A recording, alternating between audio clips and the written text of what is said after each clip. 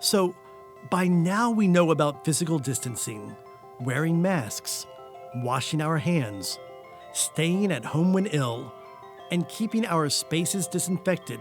But what do we do when we need help? When others need help? Or when people cause us to feel unsafe? Despite the concept of healthy together and flying in the face of all the signage in our buildings, not to mention common sense, you will encounter the occasional person who doesn't value your health. There is also the case where you might need something as part of your own self-care, perhaps some alone time in a shared space. And for that, you might need courage to ask for it. But before your temper gets riled up at the person who forgets their masks, remember that there are some people who just don't know that their mask is in their back pocket, or that your need for an open window is for fresh air for everybody.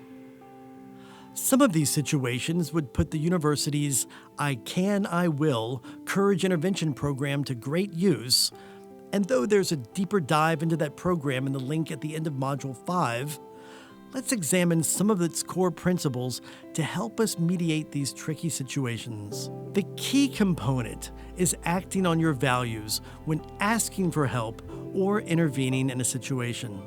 It's not about being fearless, but rather managing your fear and doing what you can.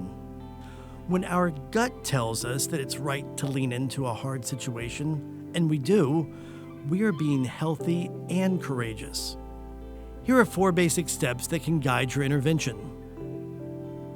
Be aware of what is going on around you. It's easy to be distracted. Analyze the situation. What is right or wrong in this moment? Decide how to address the situation in that particular space and time.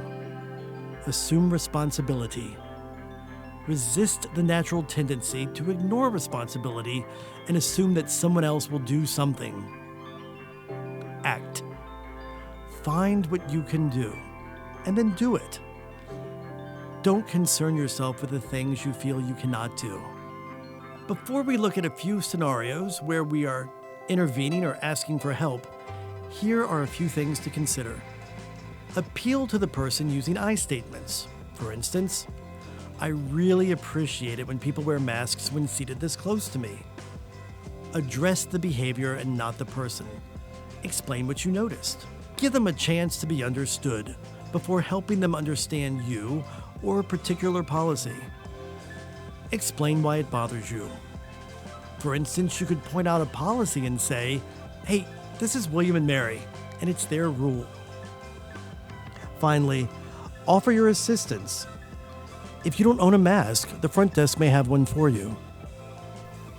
Here are some situations to consider. Okay, well, that's the end of today's class, and we'll see you all on Wednesday. Kylie, could you stay out for just a second? Yes, sure. Yeah, you did really, really well on that first exam. You were actually the top in the class, and so I was delighted by that. But the last few weeks, your homework hasn't been coming in, it hasn't been as complete, and I've noticed you seem kind of distracted in class, maybe not quite focused. Is something going on? I think it's just like, the change with everything on campus. It's kind of taking a toll on me, and it's just been, it's a really hard semester. Look, first thing you've got to understand, we all feel it. I feel it, faculty members, your colleagues, your students. Everyone's having a difficult time with the challenges of the pandemic. So you're not alone in that. If you feel like you need someone to talk to, feel free to email or phone or drop by my office and we can set up a time and chat through things. Mm-hmm. But also the Counseling Center has online sessions you can sign up for. Get someone to talk through things, maybe develop some coping strategies, realizing that you're in the same boat as other people. There's also a great online resource for sessions called Silver Cloud that I've heard very good things about that you can make use of. So look, we're all in this together. So feel free to contact me, Counseling Center, Silver Cloud. Let me know if there's something we can help with. Definitely. Thank you so much. I think I'm actually, once I leave, I'm going to send you an email to set up a meeting because I just would love to chat. Okay. Thank you so much, Great. Professor. Great. Take care. It took courage for an instructor to approach a student, and it might require courage for that same student to seek help. The great thing is, both of them benefited from this interaction.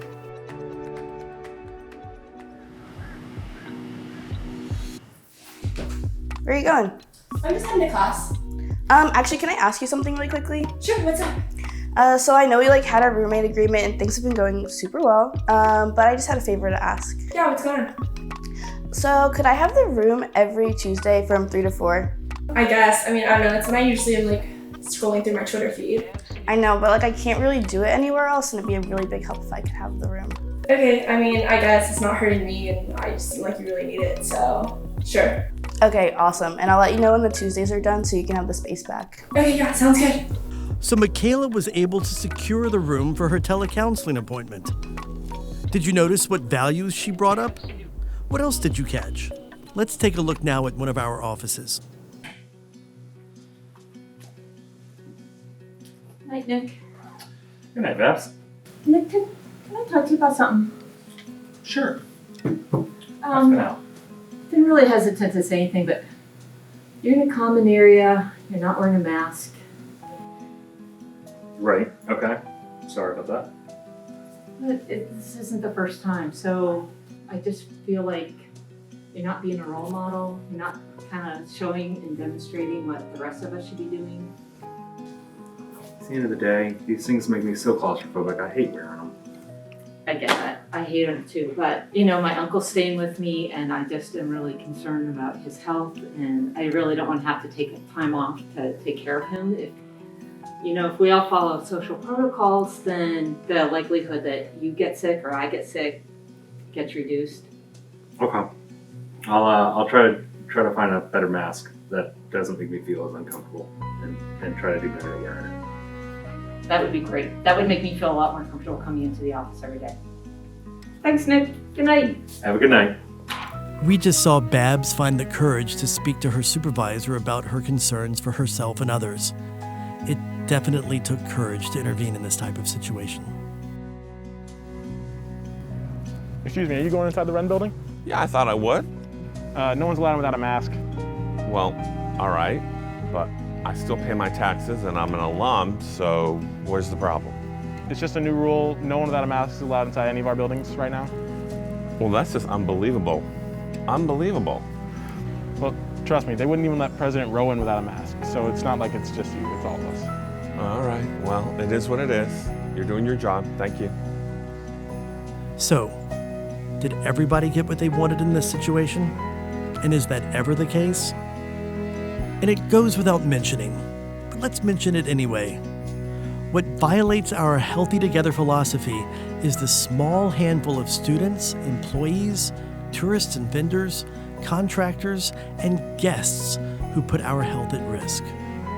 Those are the people who think that they are not in the public sphere of public health. To support William and Mary, the greater Williamsburg community, and all the cities that host our campuses, please expect others to remind you of the importance of these precautions and ask you to leave a classroom, a laboratory, a workspace, or a community space if you are not wearing an appropriate face covering. Likewise, we hope you will also bring it to the attention of others when they are violating our policies or general public health precautions. When the situation becomes hostile, for example, when a person coughs on you with intent, or when a colleague refuses to uphold our community values around flourishing and respect, then we remind you of the following. Seeking sensible support shows strength. Students can discuss the issue with a resident advisor, an academic advisor, a professor, a dean, or another person who could help them.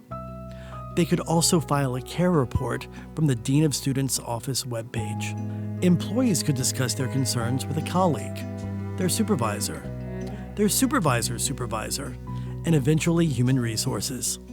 The university has an established protocol for situations like these, depending on the severity and the necessary level of intervention. Remember, when we reflect and use our own values, then the individual tasks of asking for help, along with the shared role of intervening, become not only easier, but they also become more effective. And that's how we all stay healthy together.